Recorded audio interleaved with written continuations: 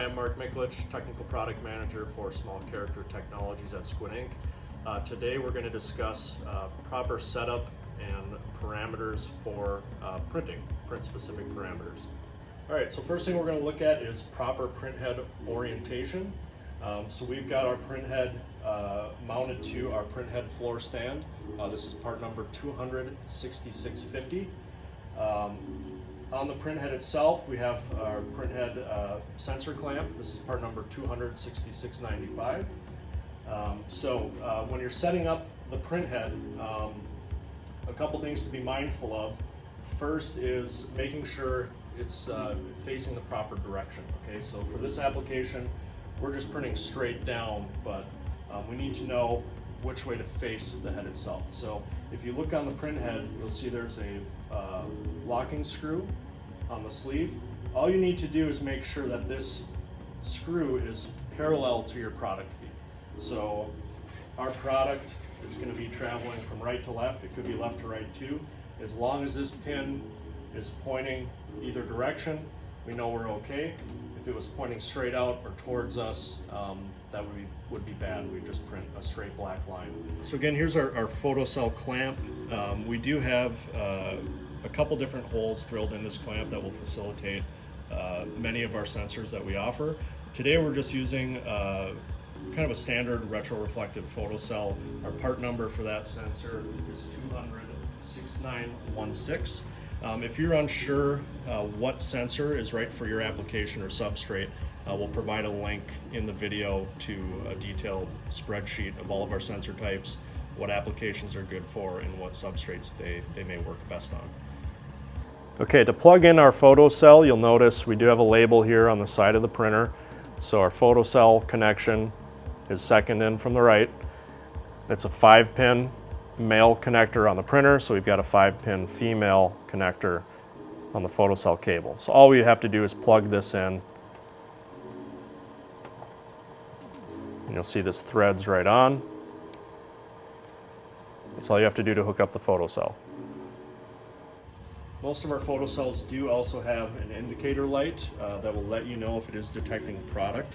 So right now we have a green light on. That just means there's power to the sensor. As our product passes by, if the photocell does detect it, you'll see a signal light, which is orange, come on as well. So that'll let you know that you are indeed seeing your product. Another important variable to be mindful of is distance from printhead to product. Our CIJ printers have a throw distance of about 1.2 inches. So if you're anywhere within that distance or range, you should get a good quality code on your product. So when you're setting up, make sure you are within that range. So you'll see I'm probably about 3/4 of an inch away. That's a good starting point. Okay, to hook an encoder up to the JetStream, you'll notice we have a label on the side of the printer where the I/O is. Encoder is the far right. This is a 7-pin male connector on the printer side. So we've got a 7-pin female for the cable going to the encoder. And that just threads on and locks in. Okay, so for our application, we've got the encoder mounted underneath the conveyor. It's still on the belt. So really all you need to do with our encoder is make sure it's making constant contact with your conveyor belt. Again, this could be up top, down low, it doesn't matter. This is just out of the way for this particular production line. So we've got the encoder wheel making contact with the belt at all times. So we've got a little bit of pressure against the belt. Doesn't matter which way you've got this, right? The wheel can rotate either way. It'll still give us the signal we need to print. So this is just an example of many ways you could set this up. So we'll fire up the conveyor here and just show you that that wheel is constantly spinning.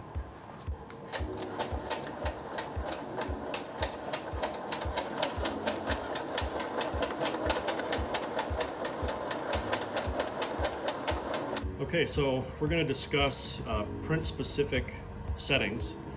So to access your printing settings on the home screen, we're going to go to the settings button in the bottom left-hand corner.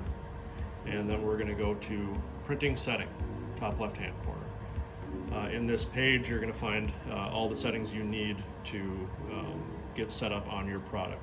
So our first option in the printing setting page is Basic, the Basic tab. So if we click on that, you'll see these options on the right-hand side. The first item we'll discuss is our trigger mode.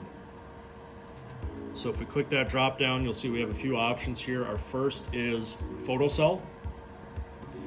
So the application we're going to look at first is just kind of a point and shoot application where we're only using a photocell.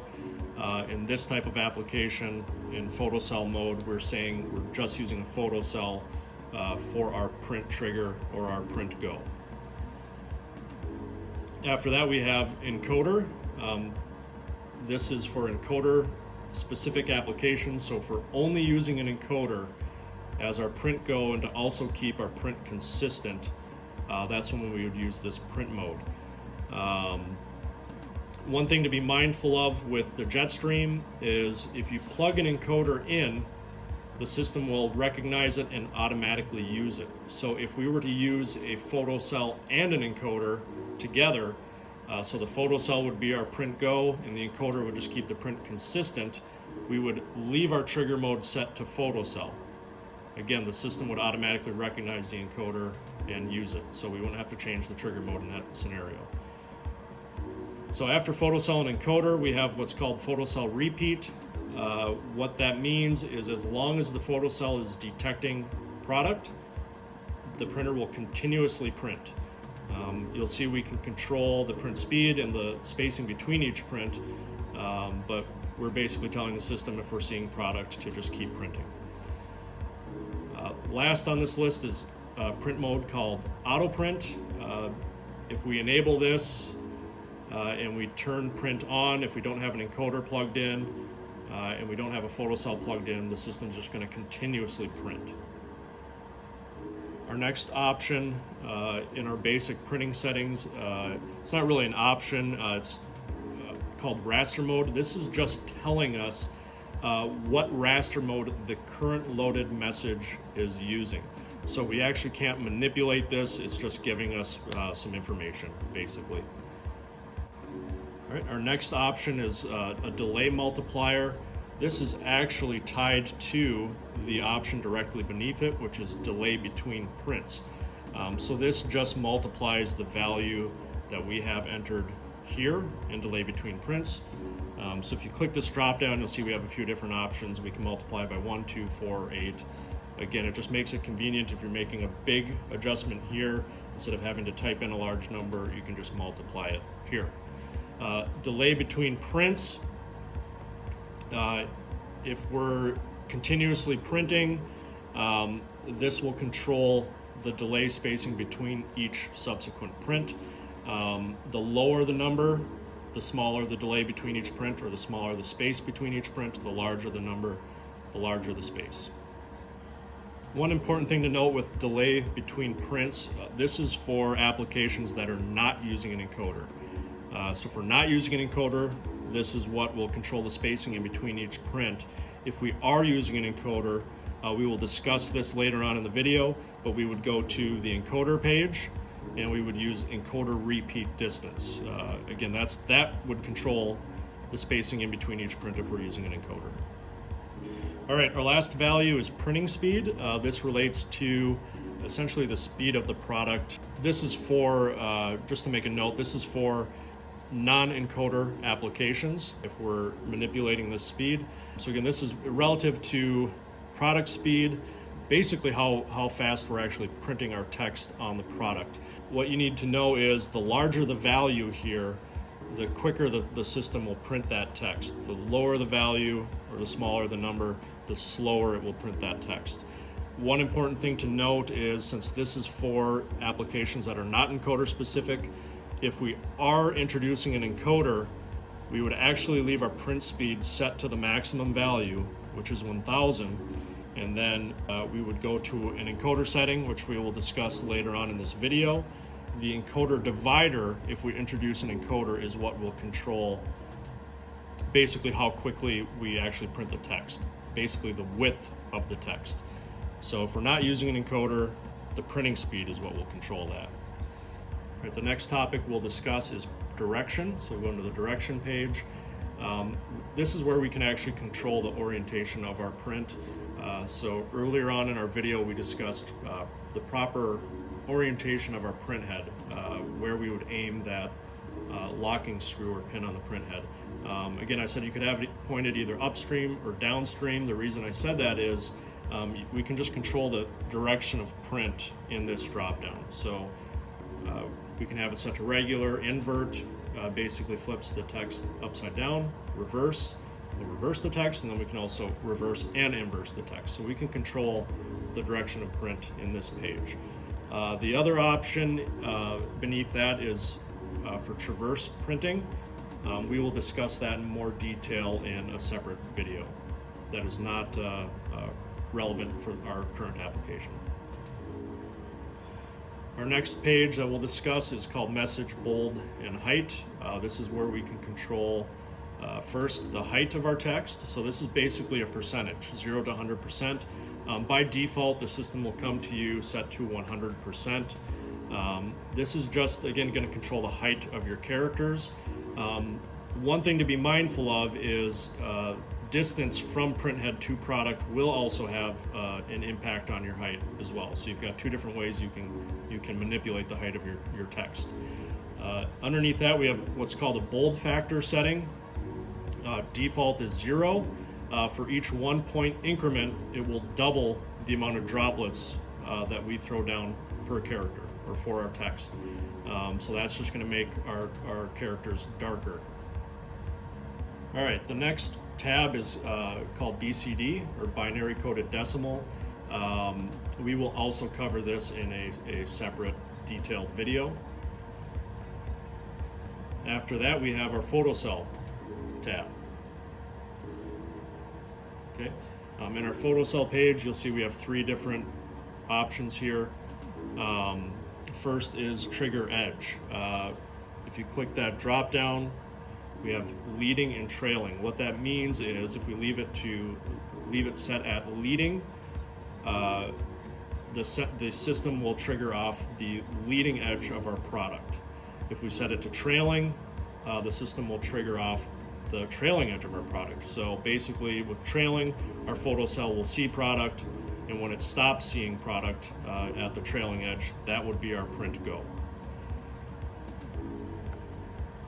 Most applications with CIJ, you're just going to leave this set to the leading edge. After that, we have prints per trigger. How many times do you want the printer to print for each photocell signal? And lastly, we have initial print delay. This is the delay after the system gets a signal from the photocell. So how long do we want the printer to wait to print after it gets that signal? All you need to know here is the lower the value, the faster the printer will print after it gets that signal. So if we set it to 0, which is our minimum, we are saying as soon as I get a signal from the photocell, I want the printer to print immediately. And if we start to increase this value, we wait longer and longer after we get that signal to print. Okay, our next option is our encoder settings. This is if we do have an encoder plugged into the printer. If we don't have an encoder plugged in, the printer is going to ignore these settings and won't be using them. So again, this is encoder specific. Again, we would be using an encoder if we have a variable speed line.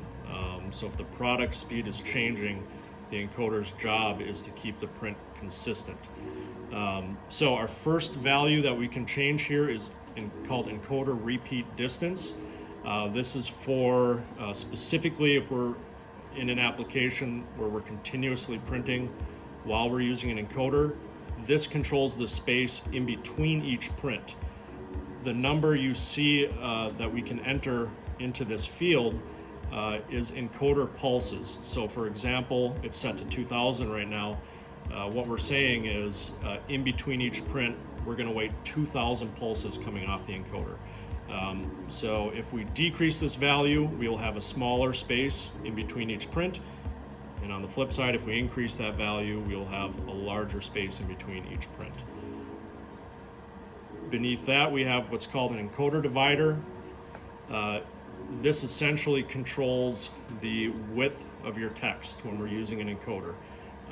The lower the value, the shorter or the less length your text will have. If you increase that value, the wider or the longer your text will get. This number is also tied to encoder pulses. If we drop this down to the minimum value, which is 1, what that means is for every 1 pulse coming off the encoder, we will print 1 column of our raster or of our first character. For every 1 point increment, we double the amount of pulses that we take off the encoder before we print 1 column of our raster. So each 1 point increment, we double that requirement of pulses coming off the encoder. All right, our last item on this page is called charging mode. We just have 2 options here. We have standard and high speed. Standard essentially is a better printing quality, a higher quality. It's a little bit slower. High speed is fairly self-explanatory. It allows us to print faster, but at a slightly lower quality. Okay, for our first mock application here, this is going to be a fixed speed line. So we're just using a photocell. We're not using encoder since it's not a variable speed. So I'm going to discuss briefly what the most important variables are to address in this type of application. So we're still in our printing setting page. We're first going to visit basic. First thing we want to make sure we have correct is our trigger mode. We're just using a photocell in this application, so we're going to leave our trigger mode set to photocell. The other important variable we will be working with on this screen is the print speed. And again, that's going to basically control how quickly we print our text on the product, or basically the width or the stretch of our print. After that, the other important page to visit first is the photocell page. So photocell specific settings. Our trigger edge, again, we're going to trigger off the leading edge of the product. For our application, we're just going to print once on our product. And then the print delay is a really important variable here. Again, that's how long we wait to print after we get a signal from the photocell. So that will dictate where our print lands on our product. So we will revisit some of these variables to get our print exactly where we want it and to appear the way we want it. All right, once I'm done getting these parameters set up, we're going to close out of this page. And when we do that, we will be asked to save these print parameters to file. So these parameters ultimately will be saved to the message template that's currently loaded. So we're going to say yes. That will back us out to our home screen. And the last thing we need to do before we actually start testing our print is turning print on. So all we're going to do is hit the print button here, and we'll see the option now to stop printing, and we'll also see on the left-hand side of our system the print light is now green, indicating that we're ready to start printing. All right, we're going to send our product through now and see where our print is landing on our substrate, and then we'll make some adjustments in the programming if we need to from there.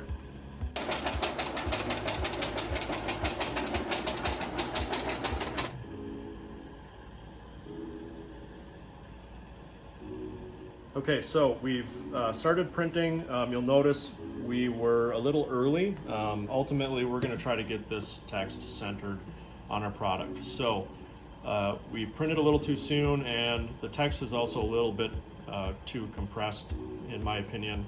It's not quite long enough. So a couple of variables we're going to work with. One is the print delay. We're going to increase our delay, which will move our product or text over further on the product. So we're going to tell the system to wait to print a little bit longer after we get that signal from the photocell. Then after that, we're going to decrease our print speed, which is going to increase the length or the width of our text a little bit. Okay, so we are back in our printing setting page, and we are looking at our photocell specific settings first. So what we're going to do first is increase our initial print delay. Again, we need the system to wait quite a bit longer before it prints on our product after getting that signal from the photocell. So we're going to crank this up quite a bit. And this is a little bit of trial and error to get it exactly where you want it on the product. So we're guessing a little bit here starting off, but we're going to increase it to 4,000.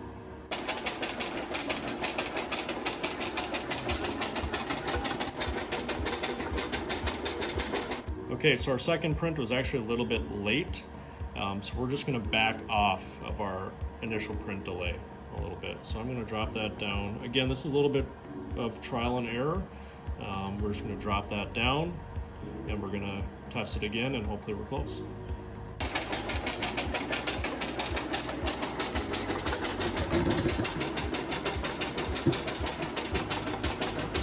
Okay, so we've got our print landing where we want it on the product, but our characters are a little bit too compressed, or we want to stretch them out a little bit more. So the next variable we're going to work with, again, we're in our printing setting page, basic settings.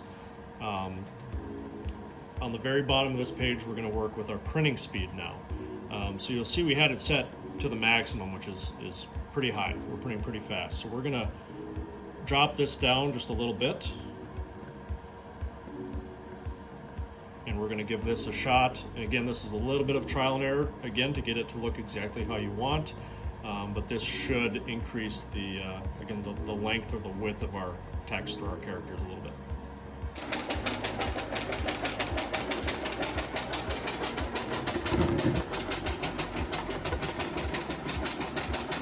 Okay, so we've got our text where we want it and the size that we want it. If you really want to fine tune your message, keep in mind you still have character height adjustments in the programming, bold settings, and also just changing the distance from printhead to product will have an impact on the appearance of your print, mostly related to the height of your characters. All right, now we're going to discuss an application in which we're introducing an encoder.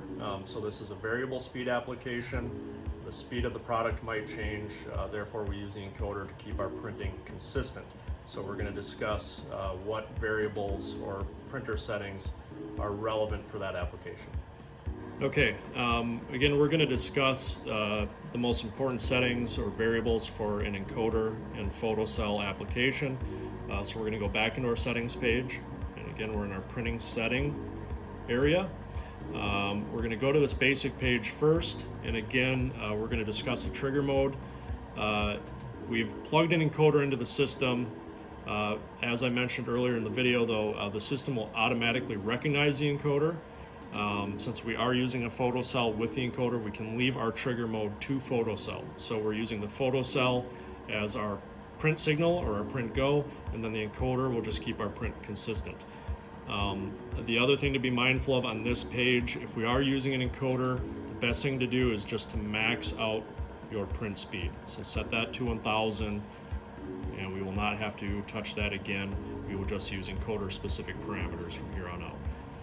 After we've got our basic settings configured, there are two other pages we would be working with here for a Photocell and encoder specific application.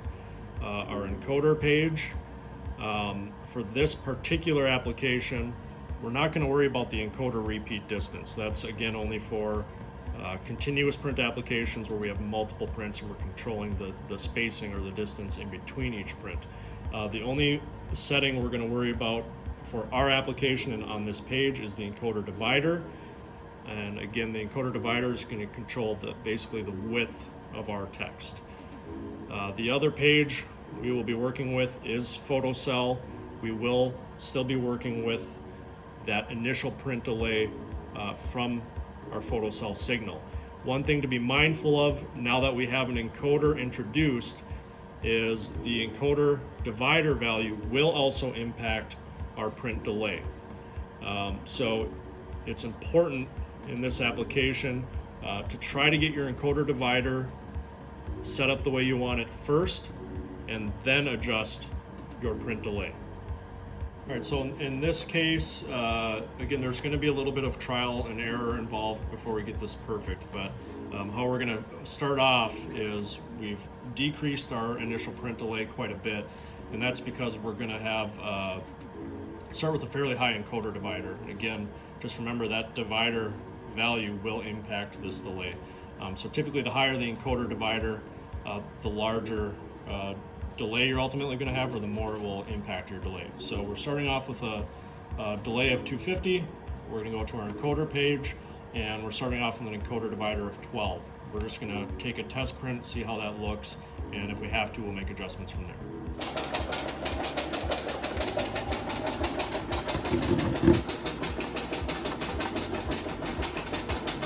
Okay, so after our first test print, you'll see that our text is stretched out a little bit too much, and we're also printing late. Now again, when we're using an encoder, the first thing we actually want to address is the stretch of our message or our text. We want to get that taken care of first, which is our encoder divider value. Then we will adjust our delay after that. Okay, so we're back in our printing setting page, and we are in our encoder specific settings. And the first thing we're going to do again is decrease our encoder divider value. So 12 was a little bit too high. Our text, our message was stretched out a little bit too much. So we're just going to drop this down. We'll try 9. And we'll take another test print and see how it looks.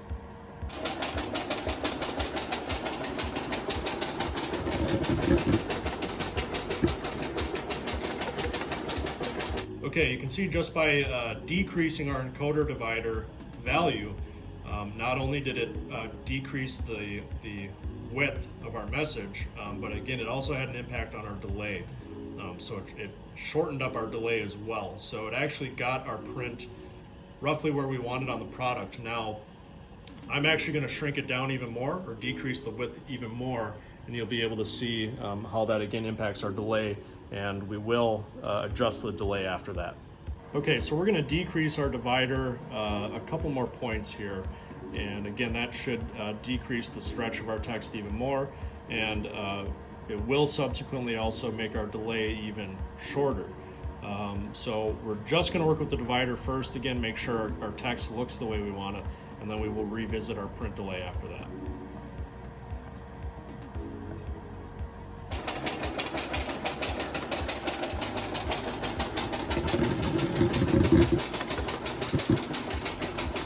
Okay, so now we've got the width of our message or our text to where we want it, but you'll see now by decreasing that encoder divider value even more, our delay was shortened considerably, so now we're printing too soon. So the last thing we need to do is increase our delay, our photocell delay, to get the print centered on our product.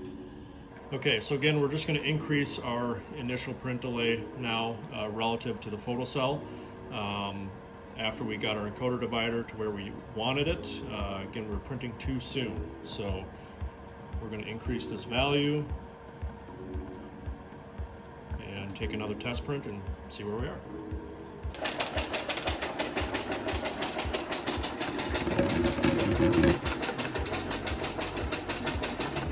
Okay, now that we've adjusted our encoder divider and our photocell delay, we've got the print, the width that we wanted, and in the location that we wanted. Remember, after that, any fine tuning would be adjusting the bold factor of the print, the height, distance from your printhead to the product will have an impact on your print quality. All right, that concludes our video for today for print-specific parameters for photocell applications or photocell and encoder applications. If you'd like to see more videos on our JetStream or other products, please make sure you visit our YouTube channel and subscribe. Thanks.